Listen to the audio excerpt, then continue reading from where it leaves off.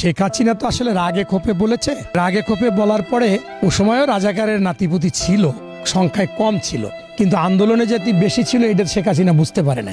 ওই বেশি সংখ্যক, যেমন আমি তো নাতিপুতি না, আমি তো মুক্তিযোদ্ধাদের নাতিপুতি, আমার ছেলে ছিল, আমি ছিলাম। এখন যার কারণে লাস্টের একে রাগে বলছে তুমি কে আমি কে, রাজাকার রাজাকার। এখন এই কারণে কিন্তু এই স্লোগানটা হয়েছে।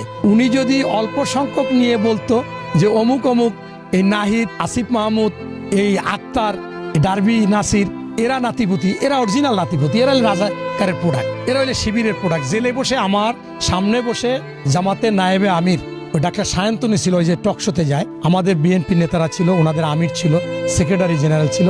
এই নায়েবে আমির আব্দুল্লাহ তাহের সাহেব বলছে যে যারা আন্দোলন করতেছে, কোঠা আন্দোলন, ওরা সব আমাদের শিবিরের প্রোডাক্ট, ওরা পিছ পাওয়া হবে না, বিশ্বাস রাখো। তখন তো আমি ক্লিয়ার হয়ে গেলাম যে এরা যে লুঙ্গির তলে থাইকা কাম বানাইতেছে, এটা শেখ হাসিনা টের পাইয়া বলছে, কিন্তু বেশিরভাগ তখনও ছিল রাজাকার না, মুক্তিযোদ্ধাদের সন্তান নাতিপুতি। উনি যে বলেছিল, এখন জোট করার প্রমাণ হয়েছে যে সেই উনি যে বলছিল তার অংশ বিশেষ যে এইটা ছিল, তারা ওখানে জোট হয়েছে।